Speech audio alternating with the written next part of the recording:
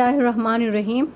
आज हमने left over tikka बोटी के को सालन में तब्दील किया है। आलू गोश्त में आलू गोश्त को बनाया है और लजीज और शानदार बना है।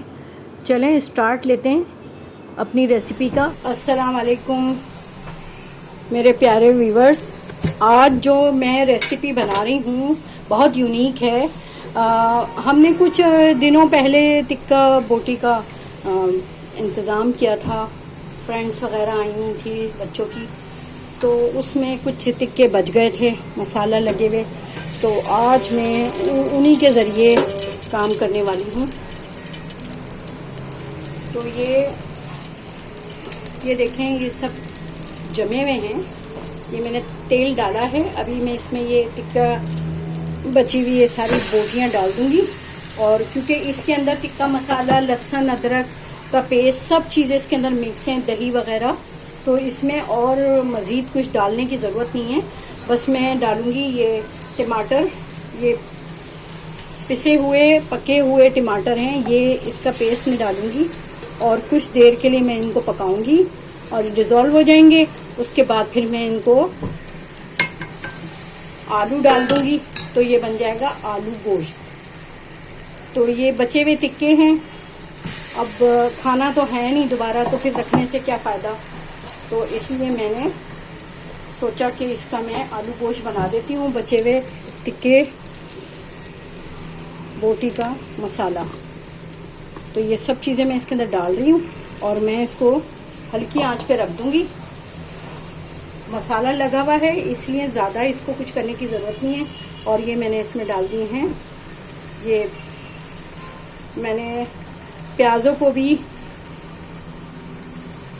तल के रख लिया था, क्योंकि ये ईद पे, जो बकरा ईद पे जो है बहुत जल्दी हो रही होती, तो उस वक्त प्याज़ों को तलना और ये सारी चीज़ों का, मसालों का और इसका करना, तो मैंने पहले से ही सारी चीज़ें बना के रख दी थी। उसके बाद जैसे ही कुर्बानी हुई और मैंने चीज़ों को मसाला लगा के रख दिया। चलें फिर थोड़ी देर के बाद मैं आपको दिखाती हूँ कि इसका क्या हाल हुआ है।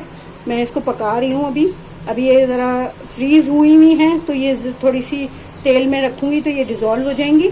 उसके बाद फिर मैं आपको बताती हूँ कि इसको भून के और मैं किस तरह इसको आलू गोश्त में कन्वर्ट करूँगी। मिलते हैं तकरीबन 10 मिनट के बाद। अल्लाह हाफिज़। ये देखें, ये डिज़ोल्व हो गया पानी। अभी इस पानी में जो है इसको अच्छी तरह मैं भूनूंगी। उसके बाद फिर मैं इसमें आलू डालूंगी, तो ये हमारा बन जाएगा आलू गोश्त। ये देखें कि इसमें मसाला जो है ना बहुत तेज़ लग रहा है मुझे, तो मैं करूँगी कि इसमें से मसाला थोड़ा सा निकालूंगी और बोटियाँ जो हैं वो मैं इस तरह ही इसके अंदर छोड़ दूँगी, क्योंकि मसाला मुझे बहुत तेज़ लग रहा है और मिर्चें जो है ना बहुत हो जाएंगी, तो फिर बच्चे खा नहीं सकेंगे। तो इसमें बोटियाँ छोड़ के और मसाला जो है ना थोड़ा कम कर दूँगी, क्योंकि आपको पता है कि वो टिक्के के लिए तो मसाला ज़्यादा लगाना पड़ता है। और ये देखें कितना ज़्यादा मसाला है, तो आलू गोश्त के लिए इतना नहीं चाहिए होगा। बोटियाँ छोड़ के और मैं मसाला निकाल दूँगी। बोटियाँ इसके अंदर जो भी अगर आ भी रही हैं तो मैं इसके अंदर वापस डाल दूँगी। फिर मैं इसको किसी और डिश के अंदर इस्तेमाल करूँगी, क्योंकि हम इतना गाढ़ा मसाला तो हम यूज़ नहीं करते और मिर्चें बहुत तेज़ हो जाती हैं। बाकी और तो चलो ठीक है, चल जाता है, लेकिन मिर्चें जब बहुत तेज़ हो जाती हैं ना, बच्चे भी खाते नहीं हैं, तो फिर अच्छा नहीं लगता।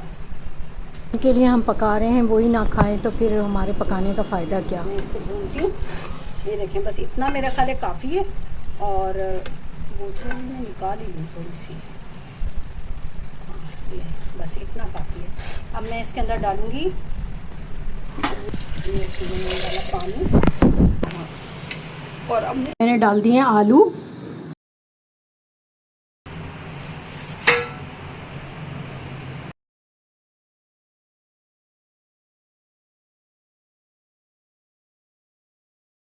खाली इसमें अभी और डलेगा पानी। इसके अंदर मैं तकरीबन 2 गिलास और डालें। अब मैं इसको पकाने के लिए रखूँगी ताकि आलू हमारे गल जाएं और जो चिकन के इसके बीफ के अंदर, बोटियों के अंदर जो थोड़ी बहुत कसर है वो ख़त्म हो जाए।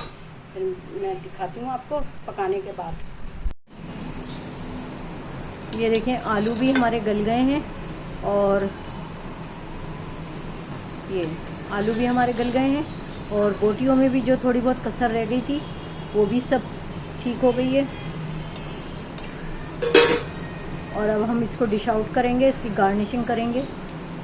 اس پانی کا بھی ہم نے اس کا شوربے کا بھی پورا کر لیا ہے حساب کتاب، اور یہ ہم نے گارنش کر دیا ہے کورینڈر لیف سے کاٹ کے رکھے ہوئے تھے. اور اب ہم گرم گرم نان کے ساتھ اس کو پیش کریں گے. بہت ہی لذیذ اور مزیدار بنا ہے، یونیک طریقے سے بنایا ہے میں نے. یہ ہم ڈش آؤٹ کر رہے ہیں اور گرم گرم نان کے ساتھ اس کو نوش فرمائیں گے. ملتے ہیں نیکسٹ ویڈیو میں. میرے چینل کو سبسکرائب کیجیے گا، لائک کیجیے گا، کمنٹس کیجیے گا، اپنا بہت زیادہ خیال رکھیے گا، بیل آئیکن کو دبا دیجیے گا. ملتے ہیں نیکسٹ ویڈیو میں. اللہ حافظ.